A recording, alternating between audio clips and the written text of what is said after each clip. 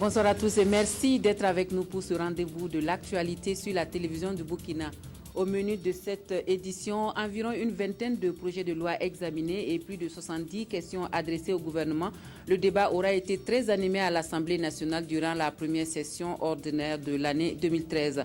Nous aurons la clôture de cette session dans ce journal. Et puis, la présidentielle malienne au centre d'une rencontre internationale à Ouagadougou. Il est question des conditions favorables à la tenue de l'élection sur toute l'étendue du territoire malien qui aura lieu le 28 juillet prochain. Et au Mali, justement, le candidat de l'ADEMA à la présidentielle annonce sa position vis-à-vis du mouvement national de libération de l'Azawad. Le moins que l'on puisse dire, c'est que le ton est à l'intransigeance. Bienvenue à tous à ce journal et merci de votre attention. La première session ordinaire de l'année 2013 à l'Assemblée nationale a permis d'examiner environ une vingtaine de projets de loi et d'adresser plus de 70 questions, toutes natures confondues, au gouvernement. La clôture de cette session qui est intervenue cet après-midi a mobilisé toutes les institutions républicaines. Une cérémonie officielle qui a été marquée par le discours du chef du Parlement burkinabé, Sylvain Webamba. Pour clore cette première session ordinaire de l'année 2013, le président de l'Assemblée nationale, dont le discours a été le seul élément constitutif de cette cérémonie, a de prime abord salué la présence de toutes les institutions et de toutes les composantes de la société burkinabé, avec à leur tête le Premier ministre, dont le président Ouattara a rappelé le passage devant la représentation nationale pour son discours sur la situation de la nation. Il a également salué la qualité du travail parlementaire accompli. Les 24 lois qui ont été votées et les 13 résolutions adoptées résultent d'un débat nourri et fortement argumenté, souvent dans l'intensité des déclarations et des explications de vote des groupes parlementaires. Les débats menés en amont au sein des commissions générales n'ont pas échappé non plus aux confrontations d'idées et d'opinions plurielles propres à tout espace d'échange libre et démocratique. Qualité dans le débat parlementaire et qualité dans la nature et la portée des lois adoptées. La première session ordinaire de l'Assemblée nationale, attenante à cette réforme constitutionnelle, en adoptant la loi organique portant organisation et fonctionnement du Parlement et celle portant modification du code électoral, s'est conformé à la Constitution et au jeu démocratique républicain. Que le Sénat enrichisse le débat parlementaire de par son émanation, alliant la démocratie élective et la démocratie participative. Si les parlementaires n'ont pas manqué d'exercer leur pouvoir de contrôle de l'action gouvernementale à travers 3 questions d'actualité, 38 questions orales avec ou sans débat et 33 questions écrites, ils ont également œuvré dans le sens de soutenir le gouvernement dans la quête d'un mieux-être pour les populations burkinabées. Lors de leur journée à Banfora, les paysans du Burkina Faso se sont retrouvés autour du président du Faso et du gouvernement pour faire le bilan de la campagne agricole précédente et se fixer des objectifs pour celle qui va s'ouvrir. Et le monde paysan a saisi cette occasion pour exprimer ses préoccupations. Le message a été entendu par les chefs de l'État. Ainsi, le projet de loi des finances rectificative à la loi des finances pour l'exécution du budget de l'État gestion 2013, introduit par votre gouvernement et voté au cours de la présente session, apporte une première réponse à la préoccupation relative à la mécanisation de la production agricole. À la fin de ces 90 jours de session, fait de 30 séances plénières, au cours desquelles 24 projets de loi ont été adoptés, les députés iront certes au contact de leur électorat, mais mettront également ce temps à profit pour aller hors hémicycle à la rencontre des institutions constitutionnelles et des organisations internationales. Ce communiqué pour poursuivre à l'occasion de la cérémonie officielle d'ouverture de la première session de management directorial destinée au cadre nouvellement nommé en Conseil des ministres, placé sous le haut patronage de son Excellence Monsieur le Premier ministre, chef du gouvernement. La direction générale du protocole d'État convie les personnalités invitées à la salle des banquets de Ouaga 2000 le mardi 4 juin 2013 à partir de 7h30. L'heure limite d'arrivée est fixée à 8h30 pour le directeur général du protocole d'État par ordre, le directeur du cérémonial et des protocoles institutionnels et ministériels, Gérard Nestor Nayaoke. Le mouvement populaire des jeunes opte pour une pétition pour convaincre les acteurs politiques à aller au référendum sur l'article 37 et de la Constitution donc et les candidatures indépendantes. Une solution que les responsables du MPJ proposent comme alternative à ces questions qui divisent l'opinion nationale selon eux. Jacques Lamissa Tarpaga. Le mouvement populaire des jeunes MPJ règle le problème des politiciens, des querelles politiques sur la révision ou non de l'article 37 de la Constitution limitant le mandat du président à 2, des candidatures indépendantes aux législatives et municipales. Le mouvement dit avoir fait son analyse et la solution selon le MPJ est le référendum. Le mouvement lance d'ailleurs une pétition pour que le référendum soit tenu sur les deux questions. C'est un débat qui dépasse un simple calcul, c'est un débat qui dépasse une simple détermination basse, mais nous sommes à un moment où il faut mettre le peuple burkinabé à l'épreuve, sensibiliser les gens sur ces questions, ce que c'est que le référendum, ce que c'est que le oui, ce que c'est que le non, et que les mêmes qui ont applaudi la biométrie puissent effectivement accepter le résultat qui sera issu de ça. Le MPJ, avant de lancer cette pétition, a mené une campagne de sensibilisation dans plusieurs provinces. Il espère une forte adhésion des jeunes afin de convaincre l'Assemblée nationale à opter pour le référendum sur l'article 37 et les candidatures indépendantes.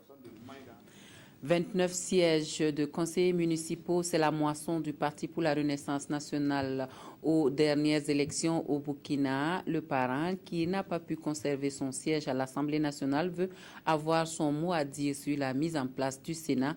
La question du mariage pour tous a également été évoquée par le parti du professeur Laurent Bado à la rencontre bilan élection que Jacques Lamissa Tarpaga a suivi pour nous.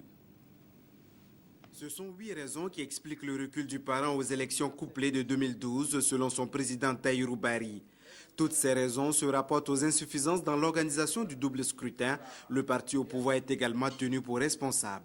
L'annulation par le Conseil d'État de 393 sur 14 699 bureaux de vote, dont 2 grands arrondissements de Ouaga, l'arrondissement 4 et 10, alors que le Conseil constitutionnel a proclamé en l'état les résultats provisoires de la CENI sans la moindre explication sur les 21 recours introduits pour les mêmes votes.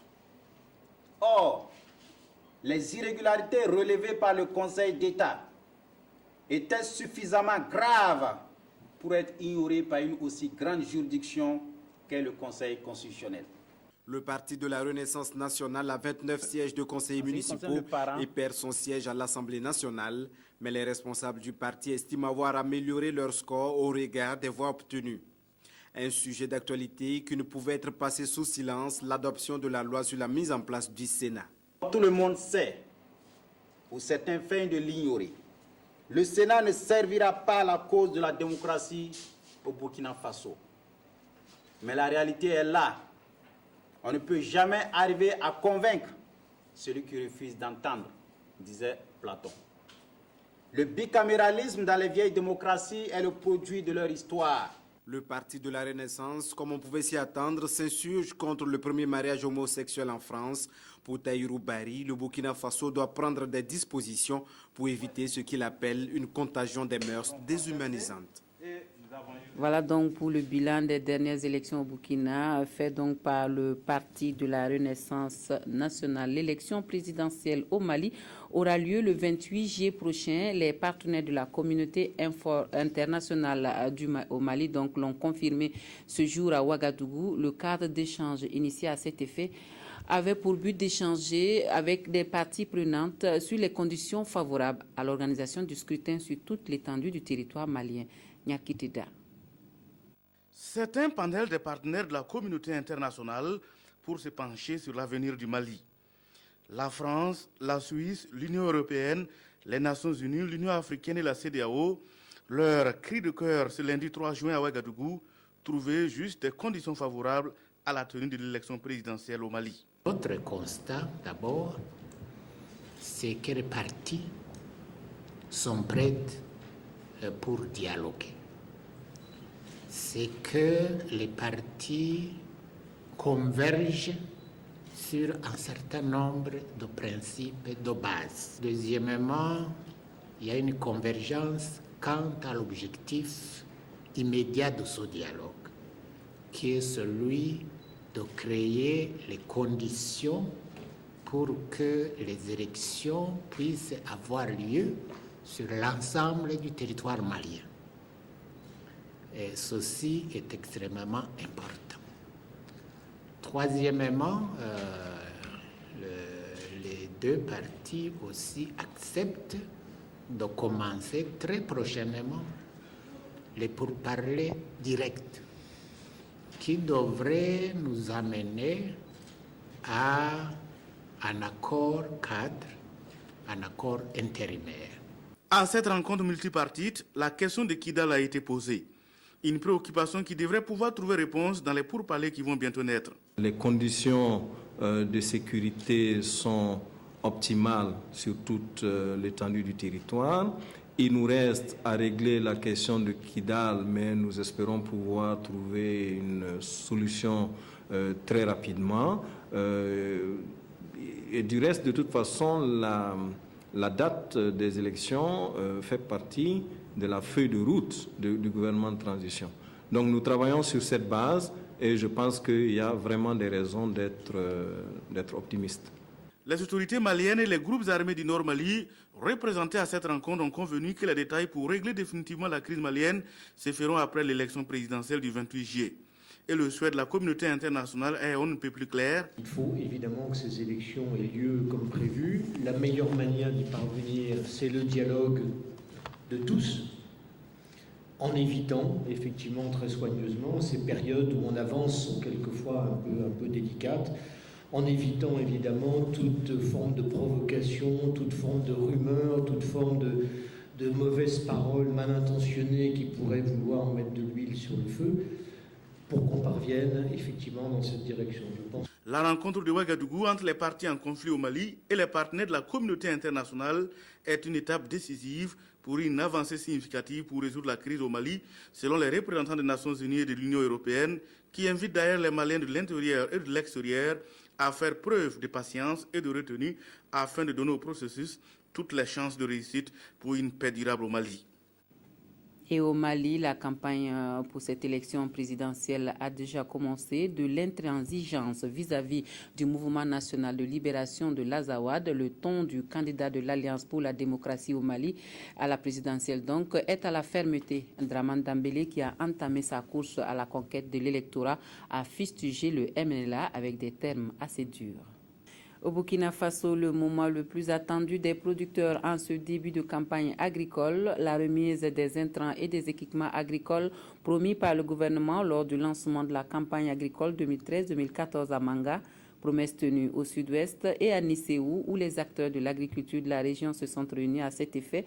Le nouveau mécanisme de distribution de ces intrants et équipements a été dévoilé au producteur Sébastien Zongo. 1500 charrues, 1400 tonnes de fertilisants minéraux et plus de 600 tonnes de semences améliorées pour aider à booster la production agricole de la région du Sud-Ouest.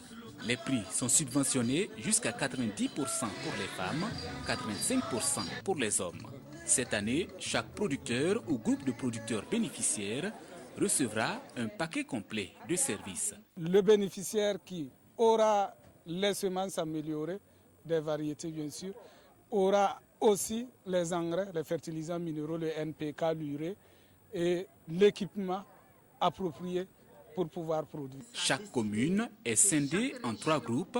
Le premier sera bénéficiaire cette année, le deuxième l'an prochain et le troisième l'année suivante. C'est le nouveau mécanisme de distribution qui tire leçon de 5 années de pratique, qui se veut participatif et innovant à 3 niveaux. Au niveau, n'est-ce pas, du mode de sélection même des bénéficiaires, Ensuite, au niveau du mode de gestion, et également une innovation extrêmement importante, c'est l'introduction, n'est-ce pas, du secteur privé dans la distribution. Le maire sera associé, le représentant de la Chambre sera associé, mais jusqu'au CVD, niveau village, chose qui ne se passait pas. Vraiment les éléments clés. C'est décentralisé jusqu'au niveau commune, au niveau village. Je pense que c'est très beau.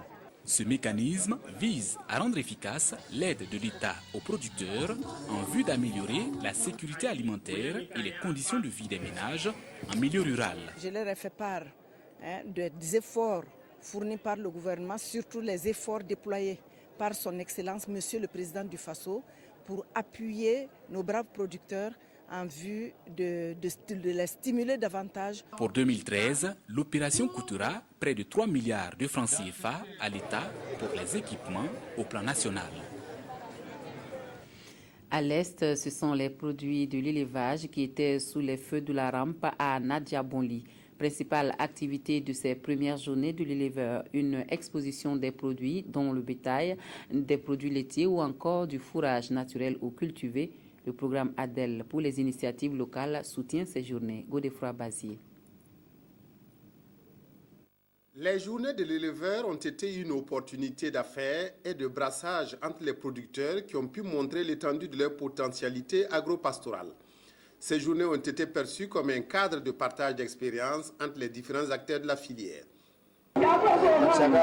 Sur le plan pastoral, il n'y a même pas de problème. On peut évoluer, mais il ne faut pas s'arrêter là pour dire qu'on a gagné ou bien que ça va. Non, il faut intensifier, comme je l'ai dit dans mon discours, il faut intensifier l'élevage parce qu'on a les possibilités et on a les bonnes volontés, parce qu'on a les hommes.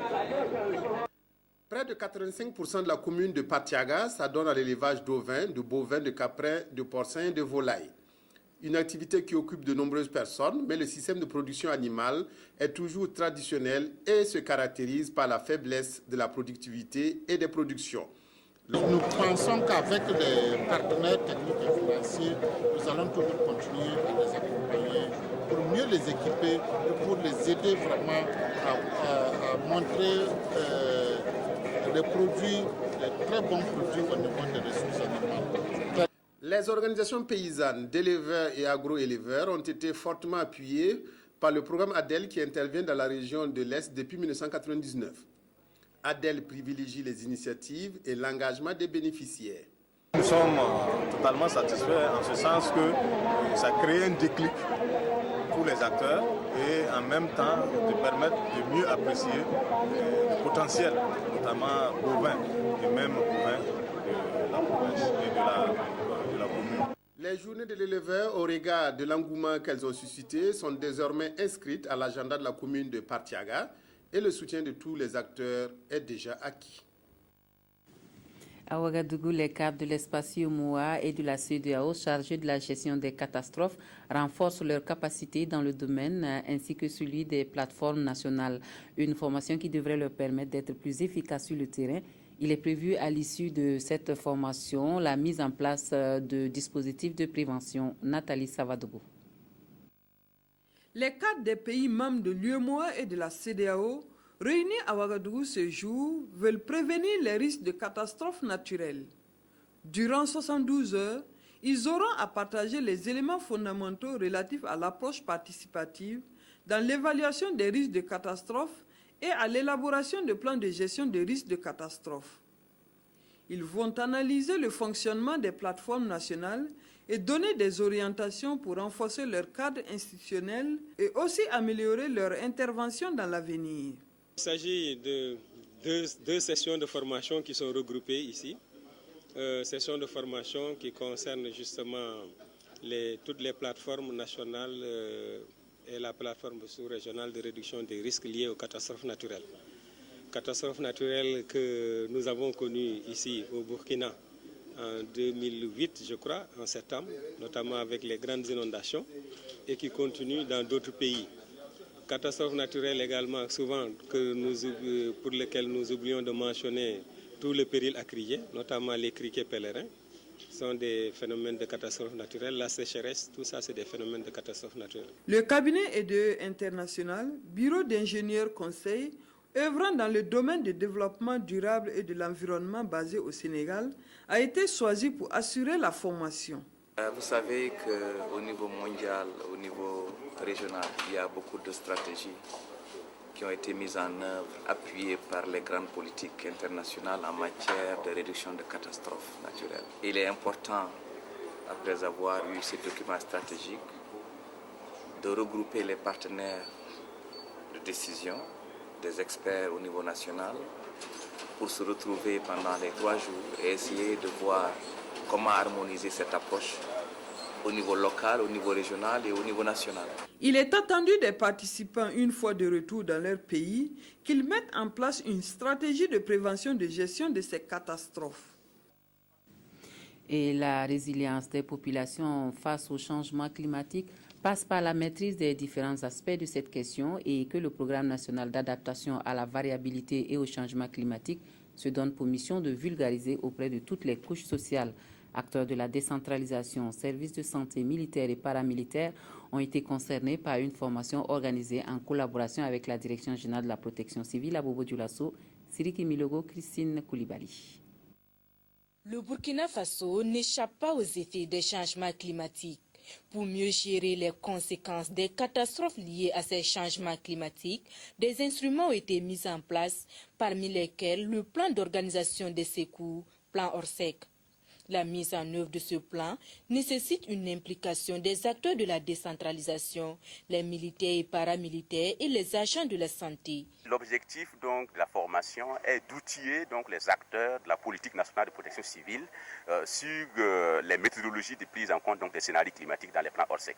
Parce que les plans Orsec constituent déjà une réponse, une réaction donc positive pour les risques climatiques. Mais maintenant, il est question donc de réajuster donc le plan Orsec en fonction bien sûr donc des scénarios climatiques. Placé sous le thème adaptation au changement climatique en vue de l'amélioration de la sécurité humaine au Burkina Faso, la présente formation est assurée par le programme d'action national d'adaptation à la variabilité et au changement climatique PANA en collaboration avec la Direction générale de la protection civile. Ils entendent ainsi apporter leur contribution à la mise en œuvre de ce plan. Et les attentes au sortir de cet atelier de formation sont énormes.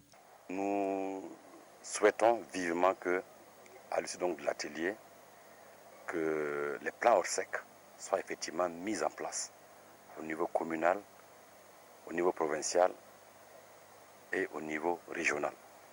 De façon à ce que s'il y a une catastrophe importante, que justement on puisse donc les déclencher donc, et faire face donc à cette situation-là. De cet atelier, les acteurs de la mise en œuvre du plan Orsec sortiront plus outillés pour prendre en compte les effets des changements climatiques dans leur programme de développement, ce qui permettra de mieux ajuster les dispositifs en matière de prévention et de gestion des risques des changements climatiques. Une semaine de l'aéronautique pour évoquer les difficultés que connaît le secteur du transport aérien et envisager des solutions pour une meilleure gestion. Placée sous le signe des nouveaux principes de gestion des activités aéronautiques en rapport aux défis et perspectives, cette première semaine nationale est une initiative de l'ASECNA. Suivant le lancement de ces activités ce matin à Ouagadougou, c'est avec Nathalie Kaori. L'Agence pour la sécurité de la navigation aérienne en Afrique et à Madagascar veut vulgariser les nouveaux principes de gestion des activités aéronautiques nationales dans ses États membres.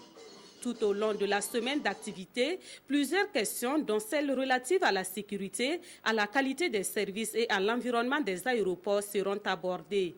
Les aéroports, ce sont des structures économiques dont le fonctionnement obéit à des normes très strictes.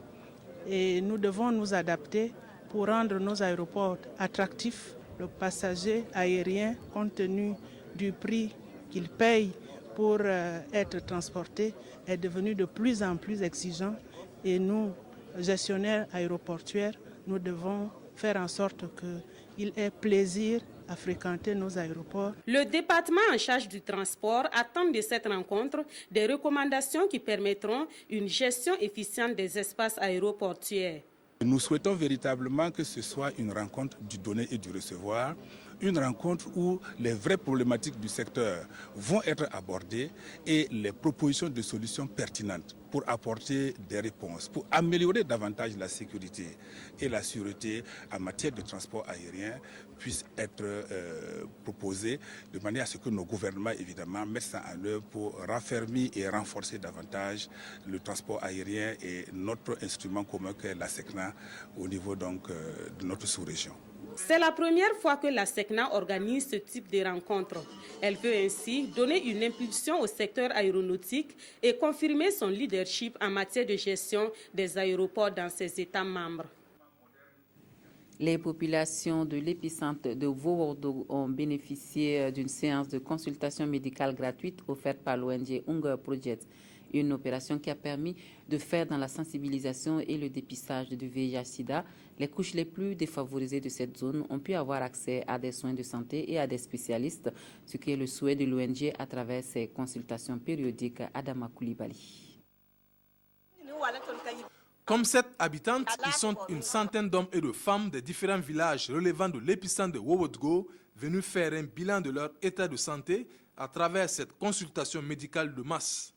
Cette opération périodique de l'ONG Hunger Project a pour leitmotiv l'accès des populations défavorisées aux spécialistes de la santé qui sont les médecins. Nous savons que nos populations, généralement, ne se présentent à des formations sanitaires que lorsque ils sont malades. Alors que souvent, ils débergent des maux qui, malheureusement, si ce n'est pas détecté à temps, ça arrive tard dans les formations sanitaires. Donc voilà pourquoi Hunger Project pense qu'il vaut mieux de prévenir souvent que de guérir. Débutée le 31 mai, cette activité s'est poursuivie toute la journée du 1er juin à travers sensibilisation, dépistage VIH-Sida et des consultations générales. Nous avons déjà diagnostiqué un certain nombre de pathologies chirurgicales que nous allons référer à l'association M-Afrique qui s'occupe du volet prise en charge chirurgicale. Et les autres, il y a des hypertendus que nous avons vus et d'autres patients avec des douleurs articulaires et ce sont des pathologies chroniques et nous sommes donc obligés de les référer au centre médical le plus proche pour une meilleure prise en charge. Alors, les gens sont venus pour connaître l'état de leur état de santé. Une fois qu'ils ont fait le tour, à notre niveau, nous voyons les résultats, nous les informons de leur état de santé et nous leur donnons les conseils nécessaires, soit pour les soins curatifs, soit pour la prévention de certaines maladies. C'est donc un acte salvateur pour ces populations qui demandent surtout sa multiplication. Nous venons souvent ici et on nous donnait des médicaments pour notre santé. Voilà qu'aujourd'hui des médecins sont venus pour nous aider, nous en sommes très ravis.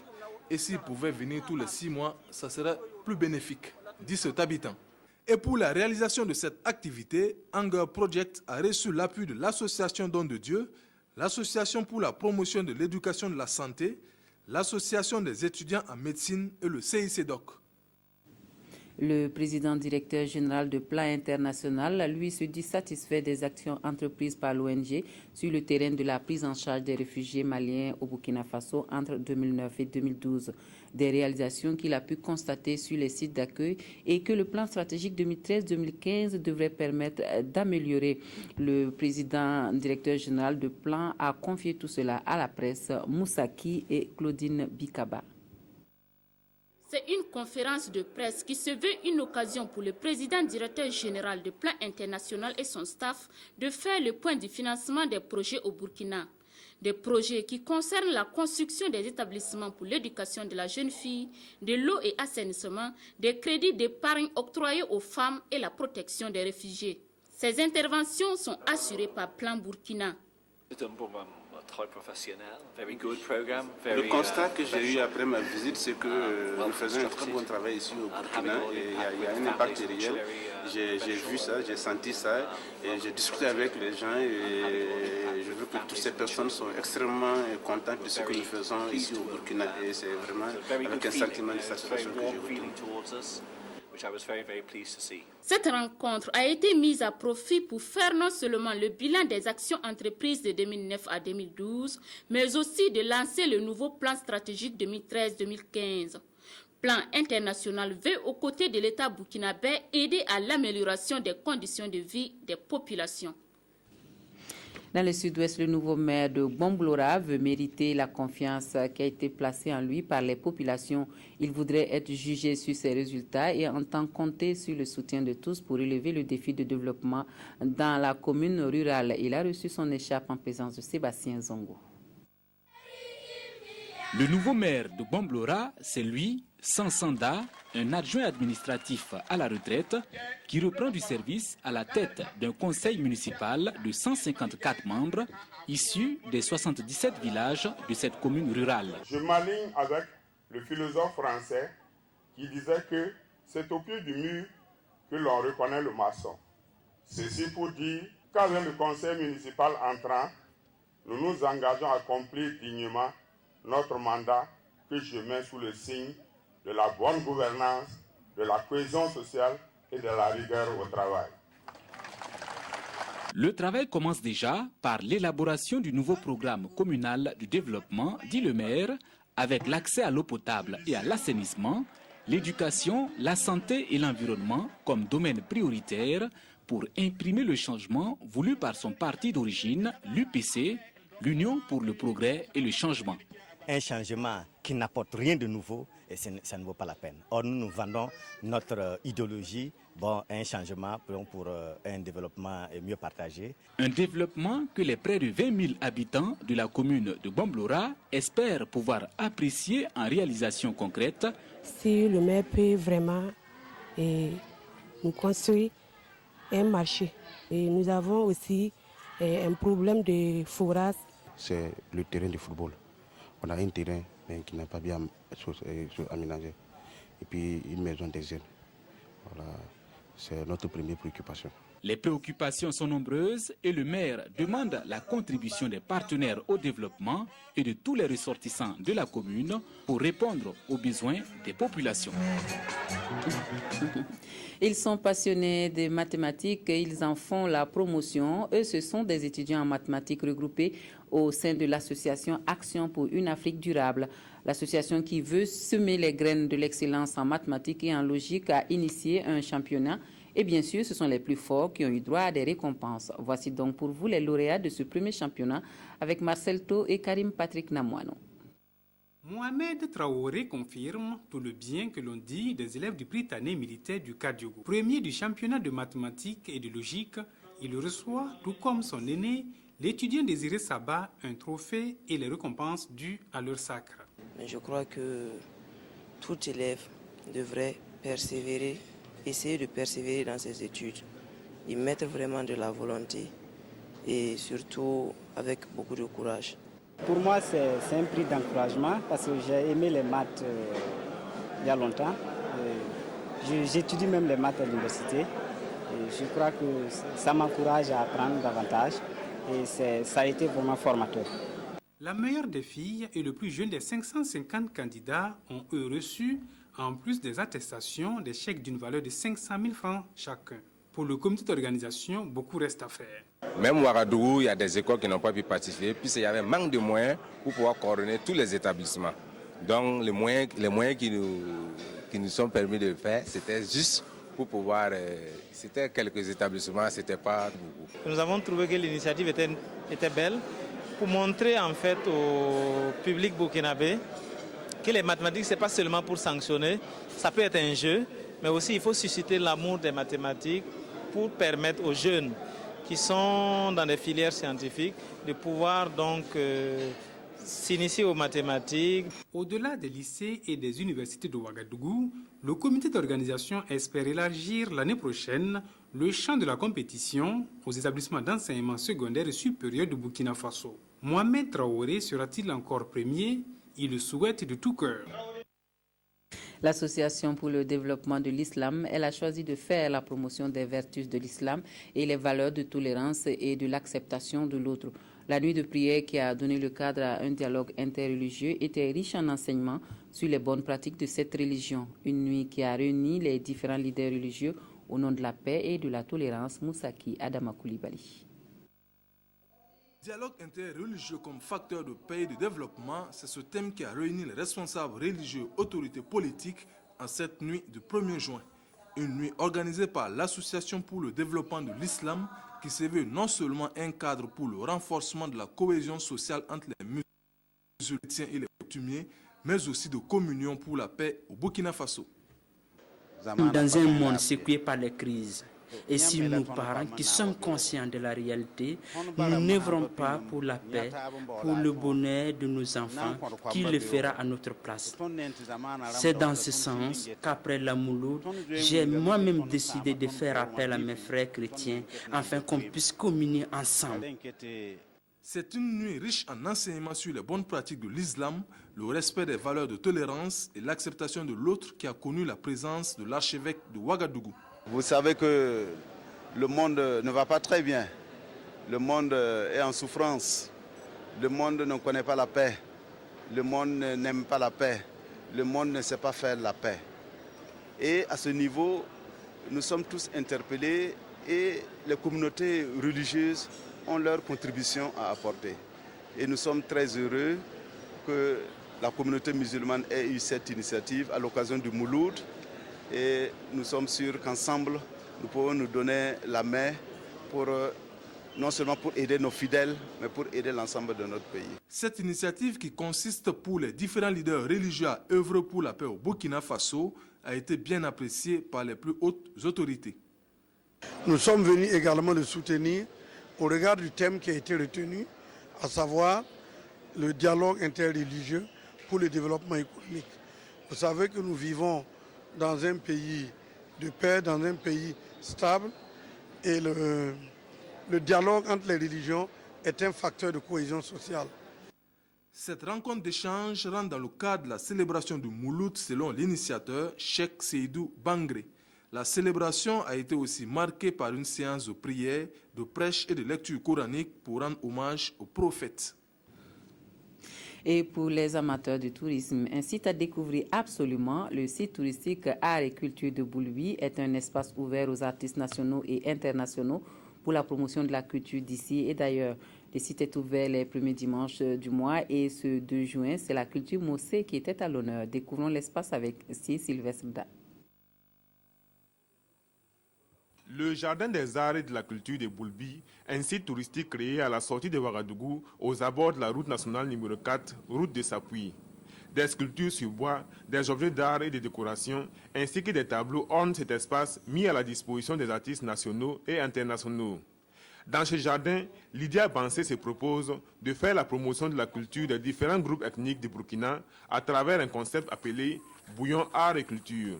Aujourd'hui, c'est la journée des Mossé et j'ai proposé pour cette journée un spectacle Mossi et la nourriture Mossi et puis une exposition de produits du terroir.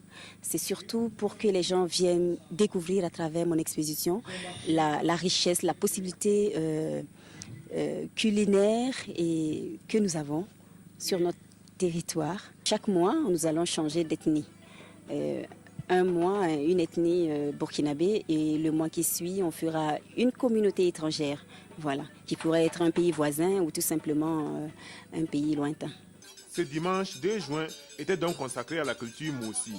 Les touristes ont eu droit à des prestations d'artistes traditionnels, un défilé de mode avec des tuniques du terroir et une exposition des savoir-faire des Mossé dans la transformation des produits locaux. Ce sont des apéritifs que nous avons fait par exemple avec du Weda. Si vous êtes Mossé, vous devez connaître, ou Liane en français. Alors il y en a avec le bissap ou oseille. Il y en a avec le kiarla, le toedo,